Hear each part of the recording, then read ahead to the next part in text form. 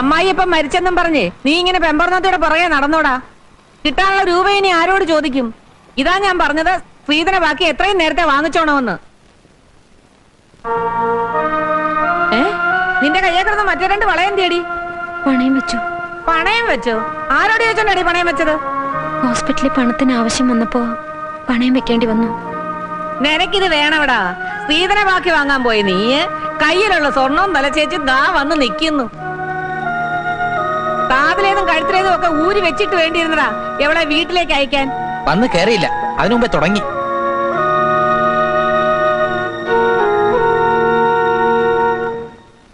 പ്രദീപേ, നിനക്ക് ചിട്ടിയിട്ട് 25,000 രൂപ എന്തിയെ?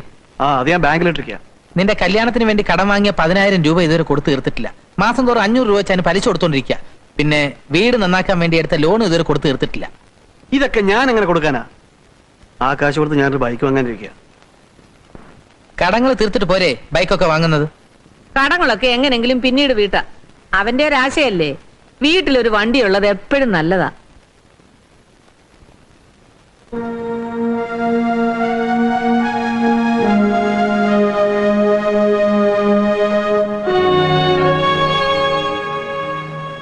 പൈസക്ക് വല്ല ആവശ്യമുണ്ടെങ്കിൽ എന്റെ സ്വർണം കൊണ്ടേ പണയം വെച്ചോളൂ.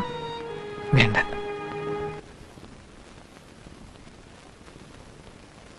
പ്രദീപേ, എന്റെ ചെയിൻ കാണുന്നില്ല. ഏത് ചെയിനാ? ആ ഫാൻസി ചെയിൻ. അത് അവിടെ എവിടെയെങ്കിലും തന്നെ കാണും. ഇവിടെ എങ്ങും ഇല്ല. ഞാൻ ഇവിടെ മുഴുവൻ നോക്കിയതാ. അവിടെ ഒന്നും ഇല്ലെന്നേ.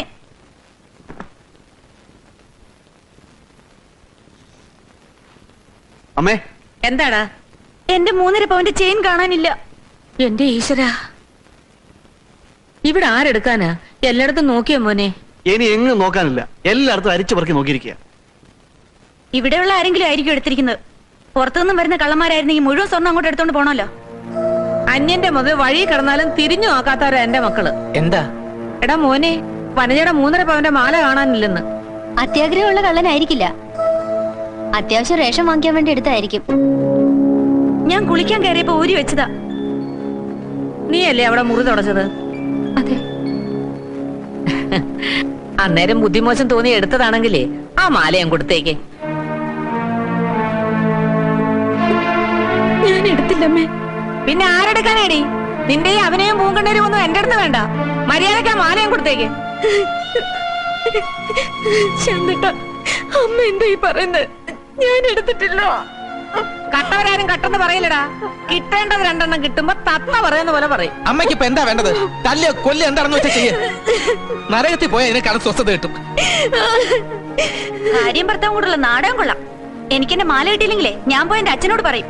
പോലീസുകാർ വന്ന് ചോദിക്കുമ്പോ മാല താനേ വന്നോളും. മനചേട്ടത്തി, നിങ്ങളുടെ അച്ഛൻ തമ്പി വക്കീലിന് ഒരുപാട് പണവും സ്വാധീനവും ഒക്കെ ഉണ്ടാവും. പക്ഷെ ഈ മാലയുടെ പേരിൽ പോലീസ് ഇവിടെ വന്ന് ആരെങ്കിലും ചോദ്യം ചെയ്യുകയോ അവമാനിക്കുകയോ ചെയ്താൽ അതിന്റെ നാണക്കേട് ഞങ്ങൾക്ക് മാത്രമല്ല നിങ്ങളുടെ ഭർത്താവിനും കൂടിയാ. ഞാൻ അതങ്ങ് സഹിച്ചു. ഓ, ഇതിനേക്കാൾ വലുത് സഹിക്കാനുള്ള തൊലിക്കട്ടി ഇയാൾക്ക് ഈയിടെ കിട്ടിയിട്ടുണ്ടെന്ന് എനിക്കറിയാം. വിദ്യാർത്ഥി പാവപ്പെട്ട വീട്ടിലെ പെണ്ണായി പോയതുകൊണ്ട് അവരോട് ഇത്രയും ക്രൂരത കാണിക്കരുത്. ദൈവം പോലും പൊറുക്കില്ല. ഒരു കാര്യം ഞാൻ പറഞ്ഞേക്കാം, പോലീസ് എങ്ങാനും ഇവിടെ കയറാൻ ഇട വന്നാൽ പിന്നെ മനസ്സമാനത്തോട് ആരും കിടന്നുറങ്ങാന്ന് വിചാരിക്കണ്ട.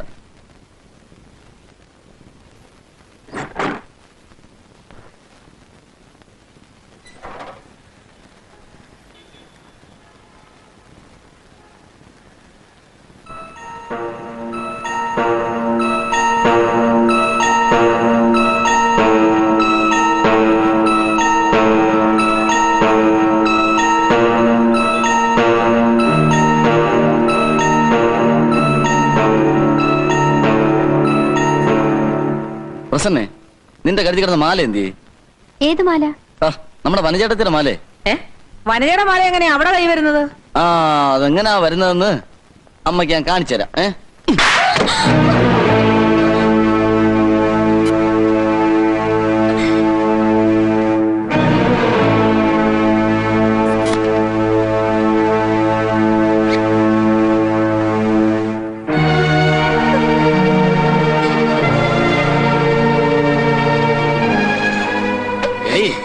ഈ മാലയുടെ പേരിൽ വിദ്യാർത്ഥത്തെയും കുടുംബക്കാരെ എല്ലാരും കളിയാക്കിയപ്പോൾ നീ ആയിരുന്നില്ലേ മുമ്പിൽ നിന്നിരുന്നത്?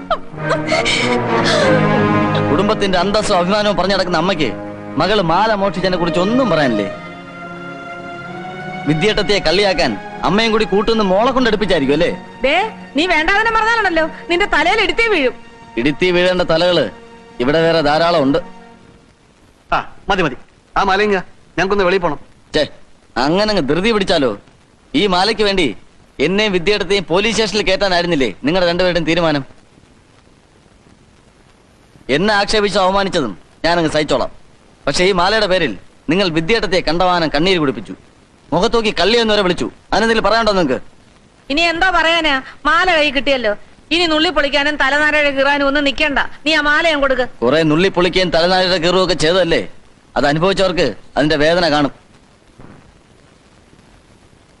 അതുകൊണ്ട് വനചേട്ടത്തി മാപ്പ് പറയണം. എന്റെ മാലയ്ക്ക് വേണ്ടി മറ്റുള്ളവരുടെ കാല് പിടിക്കാനും മാപ്പ് പറയാനൊന്നും എന്നെ കിട്ടില്ല. മര്യാദയ്ക്ക് ആ മാല ഇങ്ങായിരുന്നാ നല്ലത്. തരാൻ എനിക്ക് മനസ്സില്ലെങ്കിലോ? ഞാൻ അഡ്വക്കേറ്റ് കുമാരൻ നമ്പിയുടെ മോളാണെങ്കിൽ എങ്ങനെ നിന്റെ മാല മേടിക്കണമെന്ന് എനിക്കറിയാം.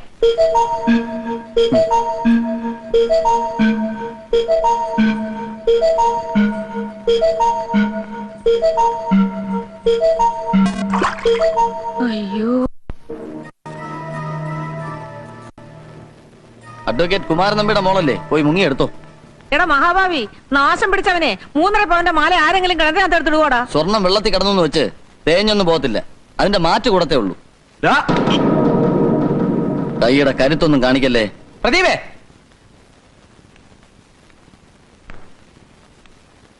ഏട്ടനും അനിയനും തമ്മിൽ തല്ലുന്ന അവസ്ഥ വരെ കൊണ്ടെത്തിച്ചപ്പോ എല്ലാവർക്കും തൃപ്തിയായല്ലോ.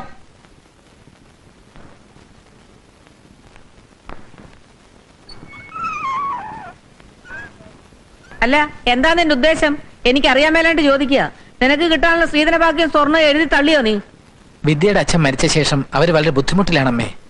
ഇങ്ങനൊരവസ്ഥയിൽ രൂപ വയ്ക്കാൻ പറഞ്ഞു വിടുന്ന മോശമല്ലേ? ഒരു മോശവും ഇല്ല. എടാ, നേരം നെറിയുള്ളവരായിരുന്നെങ്കിലേ 30 സെന്റ് സ്ഥലവും ഒരു വീടും ഇല്ലേ? അത് വിറ്റിട്ടെങ്കിലും തരാമായിരുന്നല്ലോ. കൈ തന്നെ അത് മീൻ പിടിക്കാമെന്ന് വെച്ചാലേ എന്റെ അടുത്ത് നടപ്പില്ലടാ മോനെ. ഞാനും നീയും കൂടെ വിദ്യയും കൂട്ടി അവിടെ വിട്ടിച്ചെല്ലുന്നു. തരാനുള്ള പൊന്നും പണവും തന്നില്ലെങ്കിൽ അവൾ അവിടെ വീട്ടിലിരിക്കും. പറഞ്ഞു പറ്റിക്കുന്നവരോട് ഇങ്ങനെ തന്നെ ചെയ്യണം. വിദ്യ വീട്ടിൽ കൊണ്ടുപോയി വിടുകയെ സ്ത്രീധന ബാക്കി മേടിക്കുക എന്ത് വേണമെങ്കിലും അമ്മ ചെയ്തോ. അമ്മയ്ക്ക് മനസ്സമാധാനം കിട്ടുമല്ലോ. പക്ഷെ ഞാൻ വരില്ല. നീ വരുന്നില്ലെങ്കിൽ വരണ്ടടാ, എനിക്കറിയാം അവിടെ കൊണ്ടുപോയി വിടാൻ. സ്ത്രീധന ബാക്കി തരാൻ അച്ഛനില്ല. അതുകൊണ്ട് ഞാൻ വീട്ടിൽ ചെന്ന് ശാന്തട്ടിന് ഒരു വക്കീൽ നോട്ടീസ് അയക്കണം, വിവാഹമോചനത്തിന്. നഷ്ടപരിഹാരമോ ജീവനാംശമോ ഒന്നും ഞാൻ ആവശ്യപ്പെടില്ല. ശാന്തട്ടെങ്കിൽ ഒരു നല്ല ജീവിതം കിട്ടട്ടെ. അല്ലാതെ ഞാൻ നോക്കിയിട്ട് ഒരു വഴിയും കാണുന്നില്ല ശാന്തട്ട. തന്നെ പറഞ്ഞയക്കാൻ അല്പം പോലും ഇഷ്ടമുണ്ടായിട്ടല്ല. പിന്നെ ഒന്ന് നോക്കിയാൽ അമ്മയുടെ ആട്ടും തുപ്പും സഹിച്ച് ഇവിടെ കഴിയുന്നതിനേക്കാൾ എന്തുകൊണ്ടും ഭേദം അവിടെ കഴിയുന്നതാ. തനിക്ക് കുറച്ച് നാളത്തേക്കെങ്കിലും സ്വസ്ഥത കിട്ടുമല്ലോ.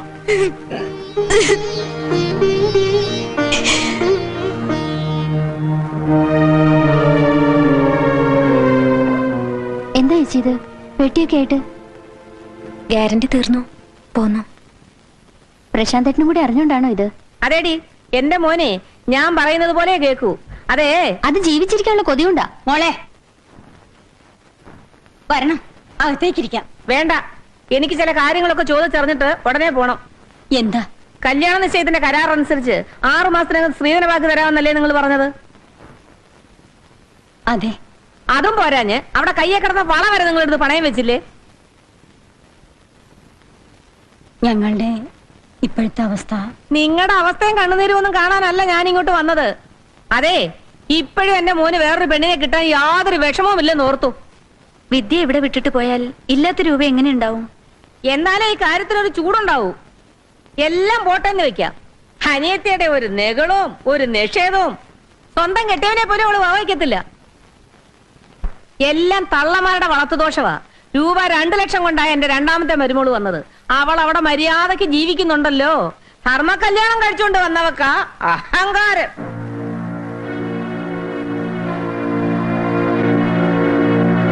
ഞാനൊരു അവധി മനസ്സ് കണ്ടിട്ടുണ്ട്. അതിനുള്ളിൽ കിട്ടിയില്ലേ എന്താ ചെയ്യേണ്ടതെന്ന് എനിക്കറിയാം. ഊണ് കഴിച്ചിട്ട്? അയ്യോ, എനിക്ക് ഊണ് തരാൻ വേണ്ടി ഇനി അമ്മയും മക്കളും കൂടെ നെട്ടോട്ട് ഓടണ്ട. ഒറ്റയ്ക്ക് പോണ്ട, ബസ് സ്റ്റാൻഡ് വരെ ഞാനും കൂടെ വരാം.